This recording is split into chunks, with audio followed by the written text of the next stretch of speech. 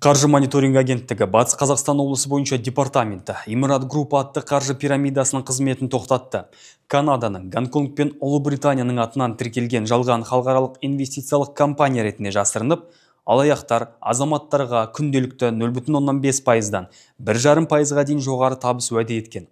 Қатысу үшін азаматтар арнайы рефералды сілтеме арқылы тіркеліп, криптовалюта әмиянына 20-дан 10 мың ақш долларына дейін қаражат аудару қажет болған. Алайда, шын мәнінде салымдар тек пирамида ішіндегі қатысушылар арасында қайта бөлініп отырған. Төлемдер жаңадан тартылған қаражат есебінен жүргізілген.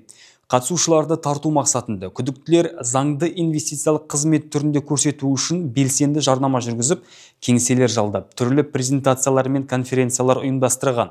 Сондай-ақ Telegram арна ашып, онда тұрақты түрде жоғары табыс пен инвестициялардың қауіпсіздігін насихаттайтын бейнематериалдар жариялап отырған. Заңсыз қызмет дер кезінде тоқтатылғанның арқасында пирамидаға барлығы 30 азамат тартылған.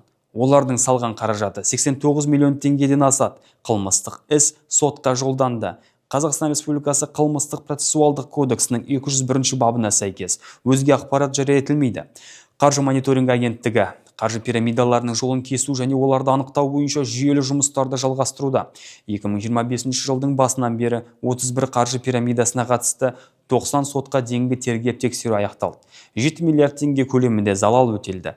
Жалған инвестициялық жобалар туралы ақпарат таратқан 14 мыңнан астам интернет-ресурс бұғатталды. Инстаграм мен Телеграм платформаларында 535 мыңға жуық қатысушысы бар 100-ден астам заңсыз чаттар жабылды. Қаржы мониторинг агенттігі сайтында қаржы пирамидаларының тізімі жарияланған. Қаржы пирамидаларының белгілерін тексеруге арналған байқа пирамида Telegram боты іске қосылды. Егер сіз немесе жақындарыңыз қаржы пирамидасының қызметіне тап болсаңыз, тұрғылықты жеріңіз бойынша экономикалық тергеп тексеру департаментіне хабарласуыңызды сұраймыз. Азаматтарды өз жинақтарын күмәнді қаржы жобаларына салмауға шақырамыз.